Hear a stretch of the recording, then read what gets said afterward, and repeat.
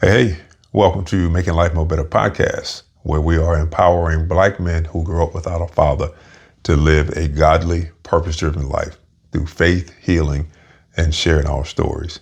And I am Maurice Walker, your host. And on tonight, I want to speak with you, Black men. It's time for you to start healing. And in this episode, I'm going to share with you 3 reasons why it's time for you to start healing from not having your father involved in your life. The first one is because unhealed pain doesn't stay hidden, it shows up everywhere. And I am a living witness to that. Early on in my life, when I was a little boy growing up, when I realized my father wasn't involved in my life, I had no idea what was going on. I knew there was some emotions going on, but I didn't know what those emotions were, what they were about, where they were coming from. All I knew was something wasn't right. Something was going on. And as I got older, I realized what was going on. I realized I was being affected by my father not being involved in my life. And when you don't heal, when you don't talk about it, when you don't acknowledge it, it can show up in different areas of your life. One way, it can show up in your relationships. It will show up in your relationship. I remember being in relationships and being in a relationship, and the young lady that I was dating, she made the comment, she was like, you just turn your emotions off like you're turning off a light switch or you're turning off a water faucet. And I didn't realize I was doing that.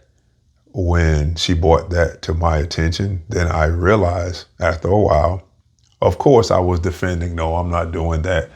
I don't understand what you're talking about. And I genuinely didn't understand what she was talking about when she was said. I was like, what do you mean? My emotions, I just turn them off like it didn't matter. And I did. I was doing that. And I believe later on, the reason why I was doing that, I found this out after I started going to therapy as an adult some years later, that I was dealing with or suffering from abandonment issues. So in a relationship, when I would allow someone to get close to me, I didn't do this intentionally, but I would cut off my emotion for the fear of that was going to happen to me. And that was happening automatically. I didn't have to think about it. It was just like a protective mechanism for myself when I was doing that. And at the time, I had no idea that's what I was doing. And I even apologized to the young lady when I realized that. And we both had moved on in our lives. It was years later. But I felt bad about that. I felt bad that I did that to her. I mean, could you even imagine you are with someone, things are going great, and all of a sudden that person just changed. All of a sudden that person is not showing any type of emotion. It's just like a completely different person. And when I understood that, what I was doing, that definitely made me feel bad for putting her through that. Another thing, how it may show up is in your reactions, how you react to certain things. It will affect how you react to certain things. Again, how I reacted in the relationship, turning off my feelings because I didn't know, again, I didn't notice at the time I was doing that to protect myself from the possibility of her leaving me or her cutting things off, or her emotions or whatever will stop doing that. Will stop showing emotions or whatever towards me. The other area is it will show up in your decision, how you make decisions in any and every area of your life, and your peace. It's going to show up in your peace. With me, by me not healing, it affected me spiritually, because spiritually I felt like I didn't deserve God's forgiveness. Because if my father don't or won't have anything to do with me, why would God want to do that? If my earthly father felt that way and was denying me and saying that I'm not his son, why would my heavenly father think anything different? And I know that sounds shallow, but when I was going through those things, when I was feeling that way, that's what it was. And now when I hear other men, they say the same thing. I think recently my nephew had mentioned something in regards to that, because I asked him, I say, do you pray about it? He said, my faith is not where I know it should be, where it could be. So it will affect your spiritual life. It will touch every area of your life. And if you don't do something to maintain that, then or how to get that under control, it can get out of control. Another area that it affected me in my life was financially. When I say every area of my life, it affected every area of my life. And how did I get to the point of and not doing that? I had to admit that I need healing. I had to recognize what was going on, and got to the point to where I was tired of living like that, or tired of feeling that way, tired of relinquishing my power over to someone who wasn't even involved in my life. Here I am feeling the way that I was feeling, the hurt, the anger, the pain, and it not even affected him. The other area that it affected me was health-wise. I ended up on 19 different medicines I think I was starting from in like my mid-20s to 30s. I was on 19 different medicines, not realizing or understanding why. And it was because I wasn't talking. I was holding things within myself. I was getting upset. I was getting angry, not talking about it. I was allowing those things to happen without even realizing or knowing what was going on. And it was causing harm to my body in every way, shape, fashion, or form. All right, the second reason why you need to start healing is because you deserve it. You deserve peace. Not just surviving. Being in survival mode, that is not a good place to be. And what I mean by survival mode, you're doing things just to get by. But when you're operating from a place of peace, where I am now, if my father still doesn't have anything to do, he still doesn't have anything to do with me. My emotions are not up and down based on him being involved in my life. I can have conversations and memories can come up, or me wanting to talk to him or wanting to see him. Even when those things happen or come up now, I'm at peace.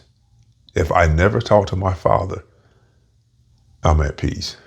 Would I love to talk to him? Absolutely. But if I don't, I'm at peace. I wasn't like that before. The thought of me not talking to him, something happened, God forbid, he passed away, and I realized, and I know that, and I never had a chance to talk to him. It was like somebody would suck the air out of me when I would have that thought, like, man, how could I live the rest of my life knowing I'll never have a chance of talking to him? At least now, with us both still being here, there's a chance, there's a possibility that we may talk, that I may get the chance to sit down and just talk to him. Not to sit down and blame him for anything, but just to sit down and talk to him and start from that point forward and getting to know him, who he is, what he stands for, and allowing him to get to know me. Now, the third thing, the third reason why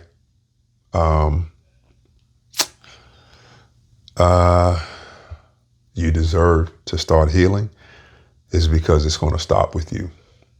Early in this video, I mentioned my nephew and how he feels about his relationship, or lack thereof, his relationship with his father. And hearing him talk about it, feeling his pain, feeling his hurt, feeling his anger. And in the midst of him talking about it, in the midst of his anger and being upset, he was worried about me. He said, Uncle Reese, I don't want to put you in no bad spot because I know that's your brother. I said, yeah, he is my brother, and you are my nephew. It's okay for you to feel the way that you feel. Those are your feelings. I'm not here to pass any judgment on you. You know that I understand how you feel and where you're coming from. Our situations are not exactly the same, but you're talking to me because you watch other podcast episodes and it related to you. And that's why you felt comfortable talking to me. Now, I don't have any kids of my own. Always wanted kids. God blessed me with a gift of working with kids. And sometimes I will ask God, like, Lord, you blessed me with this gift of working with kids and being around kids, but I don't have any on my own.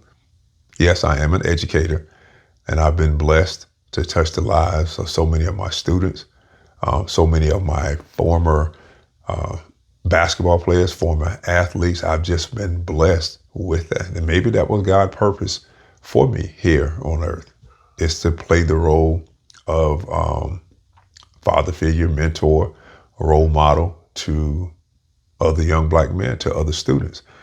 And he blessed me with that gift of doing that. He blessed me with the gift of being around kids. So because I went through what I went through, of my father not being involved in my life, that allowed me to share my story, share my testimony with my nephew. And for him to be able to relate to me, for him to be able to just to open up and share and feel comfortable. And because of that, I pray that because of what I went through, what God delivered me through and from, that it's going to help him. And not just him. I've gotten messages, I've gotten comments from other people that have shared with me